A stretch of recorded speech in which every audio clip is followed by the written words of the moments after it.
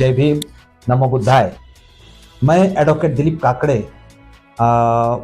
बम्बई से आता हूँ और लास्ट ईयर जो बोध गया महाबोधि महाविहार का जो आंदोलन 12 फरवरी से बोध गया में शुरू हुआ और उसका जो प्रभाव है वो पूरा देश दुनिया में उसका प्रभाव हो गया और सब जागृति हो गई। और उसके बाद में सुप्रीम कोर्ट में भी इसकी सुनवाई शुरू हुई थी। तो लास्ट ईयर सुप्रीम कोर्ट में जो आज के चीफ जस्टिस है उस टाइम उनके बेंच के सामने आज के चीफ जस्टिस सूर्यकांत जी है, उनके सामने ये मामला आया था। तो उन्होंने ही परमिशन दिया था कि भारत में जिसको भी बोध गया महाबोधि महाविहार के बारे में किसी को रिट पिटिशन या इंटरवेंशन करना है तो सबको परमिशन दिया था। और उस हिसाब से भारत में 5-6 संस्था ने रिट पिटिशन भी दाखिल किया। 30 लोगों ने तो इंटरवेंशन एप्लीकेशन भी दाखिल किया है और हर महीने में उसकी अभी डेट पे डेट हो रही है। आज 18 तारीख, आज 17 तारीख फरवरी की है। आज सुप्रीम कोर्ट में सुनवाई थी और आइटम नंबर 24 था। आज चीफ जस्टिस की बेंच बैठी। चीफ जस्टिस के बेंच में चीफ जस्टिस सूर्यकांत जी थे, उनके साथ में जय मल्ल्या बागची थे और तीसरे जो जस्टिस थे वो जस्टिस नागरत्ना। ये तीन बेंच ने दिन भर आज जितने भी केसेस हुए वो सुनवाई की। हमारा 24वां आइटम था। हमारा 4:30 बजे नंबर आया हमारे केस का। तो उसी टाइम हमारी तरफ से जो पिटिशनर की तरफ से भी जितने एडवोकेट्स थे और बिहार सरकार की तरफ से और मंथ की तरफ से भी कुछ एडवोकेट्स आया, तो सबको सुनने की कोशिश हो गई। और वो मंथ के एडवोकेट ने भी पार्टी बनाने की अपील की और बिहार स्टेट के बारे में बात करने की शुरू की। तो चीफ जस्टिस ऑफ इंडिया ने ये कहा कि जिसको जो भी सबमिट करना है या जिसको पार्टी बनना है वो विद-इन 4 वीक्स 4 हफ्ते के अंदर जिसको जो सबमिट करना है वो करो और उसके बाद में non stop without adjournment hearing होगी, ऐसा आज का जजमेंट दे दिया है। अभी देखेंगे कि 4 हफ्ते के बाद जब सुप्रीम कोर्ट की तारीख होगी और इसका जो आज का जो ऑर्डर आया तो ऑर्डर के हिसाब से उसका स्पष्टीकरण में बाद में हो सकता है, लेकिन नक्सल में आज इतना ही हो गया। हमने एक सवाल मतलब ये जानकारी मिली है कि महाविहार का इतना बड़ा आंदोलन है, इतना बड़ा मतलब सब्जेक्ट हो गया है, पूरे देश में जो है इसको लेकर के मतलब चर्चा है, आंदोलित है लोग। अभी बताया जा रहा है कि राज्य स्तर पे और सेंट्रल स्तर पे, है ना, इस महाविहार को कहीं भी किसी स्तर पर डाला नहीं गया, तो वो क्या है मामला पूरा? इसके लिए आपको भाई शुरू से इसका रिसर्च टाइप स्टडी करके देखना पड़ेगा। मैं इन शॉर्ट में आपको बोलने की कोशिश करूंगा कि देखो ये आंदोलन जो है, आंदोलन का जो फाउंडेशन है वो 1886 में शुरू हुआ था।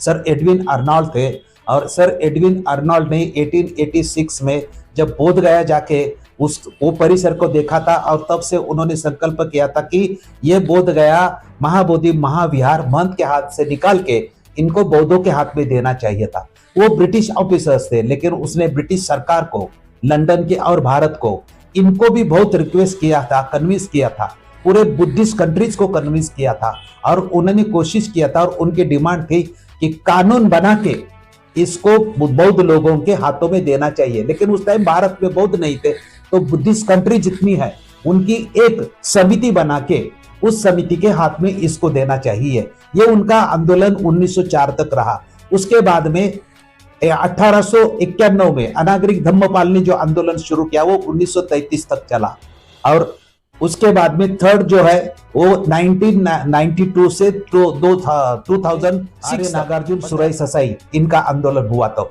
ये 3 फेज और अभी का जो 4था फेज है वो शुरू हुआ। ये जो कानून बना है, जिस कानून के लिए हम लोग रद्द करना चाहिए ये जो बात करते हैं, ये कानून जब अनागरिक धम्मपाल का जो आंदोलन चल रहा था तो 1922, 1923, 1924, 1922, 1923, 1924 जो कांग्रेस के 3 अधिवेशन हो गए थे, उस अधिवेशन में जाके हमारे अनागरिक धम्मपाल की टीम और बर्मा और श्रीलंका के कुछ भिक्खु महासंघ की टीम कांग्रेस को रिक्वेस्ट किया था कि अभी ब्रिटिश लोग तो हमारा नहीं सुन रहे, इसलिए आप हमें न्याय दे दो करके। तो उस टाइम महात्मा गांधी, पंडित जवाहरलाल नेहरू, राजेंद्र प्रसाद, इन बड़े बड़े लोगों को अपील की थी।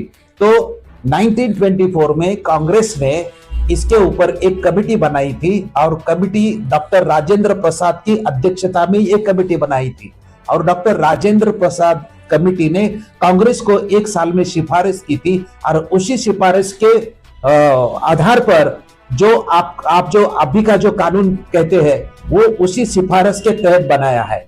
उन्होंने भी डॉक्टर राजेंद्र प्रसाद के सिफारिश में कहा था कि इसका कानून बनना चाहिए, लेकिन कानून बनने के लिए उन्होंने कहा था कि आधे हिंदू और आधे बौद्ध ऐसे मिलके एक कानून बनाया जाएगा उन्होंने।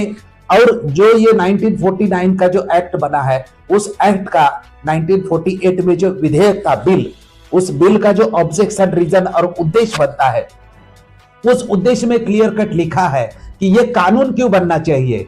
ये कानून इसलिए बनाया जा रहा है कि इसमें हिंदू और बौद्धों का जो झगड़ा है, उस झगड़े को निपटारा करने के लिए इस कानून को बनना चाहिए। हमारा ये कहना है और मेरा ये सबमिशन है कि हमें ये जो कानून है, ये हमारा जो महाबोधि महाविहार, ये पुराना एंशिएंट मॉन्यूमेंट्स है, ये प्राचीन स्मारक है, ये प्राचीन धार्मिक स्मारक है। जैसे प्राचीन धार्मिक स्मारकों के लिए कानून बनता है, उसी हिसाब से इसको प्राचीन धार्मिक स्मारक का ही कानून बनना चाहिए। लेकिन जो 1949 का जो कानून है, वो कानून हिंदू और बौद्धों का झगड़ा निपटारा करने के उद्देश्य से इसको कानून बनाया है। और अकॉर्डिंगली हम उसमें जो तरतूब सब देख रहे हैं, प्रोविजन सब एक्ट में देख रहे हैं कि हिंदू अध्यक्ष होगा, 5 और 4, ये सब जो किया है, ये पूरा इसका ऑब्जेक्शन, रीजन भी, आधार ही गलत है। दूसरा हमारा ये कहना था कि हमने जो याचिका सुप्रीम कोर्ट में दायर की है, तो हमारी याचिका दायर करने का भी मकसद ये था कि जैसा कि आंदोलन शुरू जब हुआ तो बहुत से दिल्ली के पत्रकारों ने भी सवाल पूछा था बुद्ध गया में जाके। बाद में प्रकाश आंबेडकर जी ने भी वहां एक सवाल पूछा था, एडवोकेट जय भीम ने भी ये सवाल पूछा था, और हम लोग भी ये सब वीडियो देखे थे। और हमारा भी वही सवाल था कि सभी भारत के और दुनिया के बौद्धों का डिमांड है कि वो 1949 का कानून निरस्त होना चाहिए। ये बात सभी दुनिया के लोगों को मंजूर है, हमें भी मंजूर है, और हमारी भी ये डिमांड है। लेकिन उसके बाद में बहुत से सुप्रीम कोर्ट के एडवोकेट्स में और दिल्ली के पत्रकारों ने ये सवाल खड़ा किया था कि भाई ये कानून रद्द होने के बाद आगे की क्या व्यवस्था होगी, इसका अल्टरनेट क्या होगा। और इसका अल्टरनेट नहीं होगा, और इसका अल्टरनेट आपके पास नहीं होगा, तो आंदोलन का क्या फायदा होगा, किसके हाथ में देगो, कौन से ग्रुप के हाथ में देंगे, कौन से बौद्धों के हाथ में देना, ये इसके ऊपर कोई सोचा है क्या। तो हमने भी उसके ऊपर रिसर्च करके हमने भी ये सोचा, और उसका पहला सॉल्यूशन हमने ये निकाला कि इसका अल्टरनेट सबसे पहला हमारा रिसर्च है, और हमारा ये भी डिमांड भी है कि इसका ये जो स्टेट एक्ट बना है, और ये जो 1949 का एक्ट निरस्त होना चाहिए, और उसकी जगह पे सेंट्रल कानून बनना चाहिए, नेशनल एक्ट्स बनना चाहिए। ये उसका पहला हमारा अल्टरनेटिव है। अभी ये सवाल ये खड़ा होता है कि जैसे कि आपके माध्यम से पता चला है कि अभी पुरातत्व विभाग के पास में जानकारी होने के बावजूद भी इस महाविहार को न राज्य स्तर पे मतलब लिस्टिंग में है, न सेंट्रल लिस्टिंग में है। तो आप कानून की कैसे बात करते हैं? देखो, ये जो अभी आप उसमें शामिल होंगे जभी तो। हाँ, ये संविधान का जो आर्टिकल है 49, वो 49 के हिसाब से ये प्राचीन जो पुरातत्व स्मारक है, इनको कानून बनाने के लिए परमिशन देता है। लेकिन उसके लिए स्टेट लिस्ट, सेंट्रल लिस्ट और कंकरेंट लिस्ट बनती है। स्टेट लिस्ट में 67 नंबर का सब्जेक्ट है जो प्राचीन पुरातत्व का है। वो लिस्ट में जितने भी सम्मिलित हो गए नेशनल इंटरेस्ट के लिए, उसका भारतीय संसद कानून बनाती है। और भारत में अगर अब देखो कानून बनाना है तो प्राचीन या स्मारक होना चाहिए, उसका नेशनल इंटरेस्ट होना चाहिए। हमारा भी सेंट्रल एक्ट मांगने का यही उद्देश्य है कि जैसे भारत में आर्कियोलॉजिकल डिपार्टमेंट ब्रिटिश सरकार ने लॉर्ड कैनिंग ने एस्टेब्लिश किया था और उसके जो पहले संचालक कनिंघम थे और कनिंघम के पर्यवेक्षण में ही उनके सुपरविजन ये बोध गया का पूरा आर्कियोलॉजिकल एंशिएंट मॉन्यूमेंट तो होना चाहिए, प्राचीन स्मारक के लिस्ट में तो होना चाहिए, लेकिन इसको प्राचीन स्मारक के लिस्ट में डाल के इसको प्राचीन स्मारक का आधार बना के जो कानून बनाना चाहिए था ना, वो कानून अभी भी नहीं बना है। हमारा कानून बना है कि हिंदुओं और बौद्धों का झगड़ा निपटाने के लिए कानून बनाना है। हमारा डिमांड ये है कि अगर ये जो नेशनल भी नहीं है तो इंटरनेशनल इंटरेस्ट का प्लेस है, ये पूरी दुनिया के बौद्धों की श्रद्धा का ठीक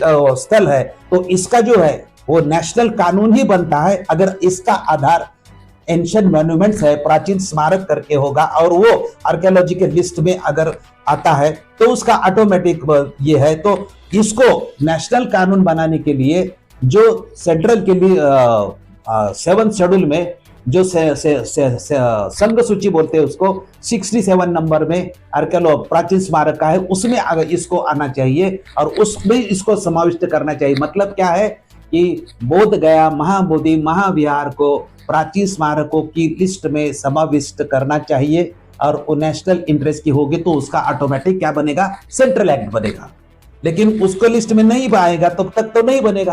तो क्या लगता है कि मतलब ये षड्यंत्र पहले सालों से चलती आ रही है या मतलब कि किसी उसके तहत मतलब इस चीज को फ्री छोड़ दिया गया है? अभी हम लोग ये देखते हैं कि कहेंगे फ्री मतलब छोड़ना कि मतलब महाविहार में कोई भी जाए, कोई भी मतलब इसमें आपत्ति किसी जिस टाइम कानून बना था तो उस टाइम झगड़ा करने के लिए कोई नहीं था। जब 1949 का जब कानून बना तब महाबोधि सोसाइटी एक थी, लेकिन महाबोधि सोसाइटी की तरफ से इतना कुछ हुआ नहीं क्योंकि जो डॉक्टर राजेंद्र प्रसाद के कमेटी में जो कमेटी बनी थी उसमें वली सिन्हा ये उनके मेंबर थे। तो ये बात सच है कि 1949 का जब कानून बना तब भारत में किसी ने भी उस कानून को अपोज नहीं किया या किसी को अपोज करने में शक्ति नहीं। इसमें अभी अपोज कब हो रहा है, जब डॉक्टर बाबा साहब अम्बेडकर के आशीर्वाद से हम लोग 14 अक्टूबर 1956 के बाद जो कन्वर्ट हुए उनके माध्यम से ये इशू 1991 में बड़े पैमाने से हो गया। अभी हम लोग ये सब विषय ये कर रहे हैं, लेकिन इसमें क्या हम अगर सब लोग इकट्ठा होके अगर इस आंदोलन को सड़क पे और जुडिशियरी में इकट्ठा होके अगर लड़ेंगे तो इसका इम्पैक्ट होगा। अगर अलग अलग लड़ते हैं तो इसका इम्पैक्ट कैसे इकट्ठा होंगे? मतलब कि एक दूसरे को कोई इधर मतलब कि टांग खींच रहा है, वो उधर उसका टांग खींच रहा है, वो अपना संगठन इधर बना के घूम रहे हैं, वो उधर घूम रहे हैं। मतलब कई लोग हैं वो अपने अपने मतलब उसमें लगे हुए हैं। सब्जेक्ट एक है महाविहार मुक्ति आंदोलन, मगर मंच बहुत सारे मतलब बन गए, संगठन बहुत सारे बन गए उसके आड़ में। यही तो इसके लिए यही सोल्यूशन था। बनते ना सुरई ससाई का जो आंदोलन था उस आंदोलन के टाइम में कोई ग्रुप नहीं बने थे क्योंकि उसमें कोई बैनर नहीं था, उसमें एक्शन कमेटी बनी थी, बोध गया महाबोधि महाविहार एक्शन कमेटी, इस बैनर के तहत ये आंदोलन हुआ था। वैसे ही आंदोलन सर एडविन अर्नल्ड के पीरियड में भी वैसा ही आंदोलन हुआ है। तो जो पहले 3 आंदोलन है अनागरिक धम्मपाल या उस टाइम में तो हमको ग्रुपिज्म नहीं दिखती है, ग्रुपिज्म नहीं दिखती। इसका कारण ही है कि जिन तीनों भी आंदोलन हिस्टोरिकल बने लेकिन उस आंदोलन को किसी भी ग्रुप ने ओन नहीं किया, सबने इकट्ठा मिलके एक नेशनल एक्शन कमेटी बनाया और उसी नेशनल एक्शन कमेटी के माध्यम से ये बना है। तो हमारा यही डिमांड है। हम जब दिल्ली में आए थे और सब जगह जाते हैं हम यही बोलते हैं कि अपना अपना संगठन सब बाजू में रखो और महाबोधि महाविहार आंदोलन के लिए एक नेशनल एक्शन ही काम करेंगे। जब तक ऐसा नहीं होगा तब तक आंदोलन का प्रभाव सरकार के ऊपर नहीं होगा। चलिए, तो आपने तो बहुत मतलब कि अंदर की मतलब जिसको पता भी नहीं था वो आपने मतलब कि वो खुलासे कर दिए हैं, क्योंकि मेन तो जड़ ये है और मेन जड़ में अगर काम नहीं होता है तो फिर वो आंदोलन करने का कोई फायदा नहीं, फिर तो महाविहार मुक्त तो होगा ही नहीं ऐसे। तो हमारा यही कहना है कि हम लोग सुप्रीम कोर्ट में जाने का भी हमारा मकसद यही है कि इसको निरस्त करके अगर सरकार आज भी तैयार होगी कि 1949 का कानून निरस्त करके 9 के 9 बुद्धिस्ट लोग उसमें डालेंगे और तो वो सरकार नॉमिनेटेड लोग होंगे। हमारा कहना है कि ये सरकार नॉमिनेटेड नहीं होगा, उसके लिए सवाल के घेरे में आर्कियोलॉजिकल डिपार्टमेंट भी कहीं न कहीं आता है कि आप जो इतना प्राचीन जो टेम्पल है महाविहार, वो मतलब कि उसके पास सारे सबूत होते हुए भी मतलब कहीं पे अभी देखो उसमें तो उसको पहले कैसे मतलब घेरने का काम करेंगे आप? यही अभी आर्कियोलॉजी उसके जो बेस रिलीफ है कुछ उसका प्रोटेक्शन उनके हाथ में है उधर। यूनेस्को ने भी यूनेस्को है, आर्कियोलॉजिकल है। इसका मतलब क्या है कि यूनेस्को में लिस्ट में ये वर्ल्ड साइट हो गया है। तो वर्ल्ड जो साइट है उसका स्टेट कानून नहीं बनना चाहिए, उसका सेंट्रल एक्ट ही बनना चाहिए ना। अगर इसका जब तक इसका सेंट्रल एक्ट नहीं बनता है तब तक इसका इंपॉर्टेंस और इसका प्रोटेक्शन होने का कोई सवाल ही नहीं आता है। क्या एक आधार ये बन सकता है कि अगर इस डिपार्टमेंट को भी अगर वहां पे शामिल कर दिया जाए? नहीं, वो तो आर्कियोलॉजिकल डिपार्टमेंट का कोई संबंध नहीं आता है। जब तक भारत सरकार, जब लिस्ट कौन बनाएगा? भारत सरकार लिस्ट बनाएगा और भारत सरकार महाबोधि महाविहार को नेशनल इंपॉर्टेंस का करके सुप्रीम कोर्ट का ये दायित्व तो बन सकता है ना कि मतलब उससे जवाब मांग सके, मतलब कि वो जो सारे सबूत है वो तो मांग सकते हैं ना। सुप्रीम कोर्ट कर सकती है ना। सुप्रीम कोर्ट ने जैसा राम मंदिर के जजमेंट के ऊपर जो किया, तो हम लोग ने ऐसा ही बोला है कि जैसा राम मंदिर के जजमेंट के अंतर्गत अंदर का बाहर का इंक्रोचमेंट है ये सब तो किया और उसका सेपरेट ट्रस्ट बनाया और उस ट्रस्ट में गवर्नमेंट का कोई इंटरफेरेंस नहीं होगा, ऐसा भी ये किया है।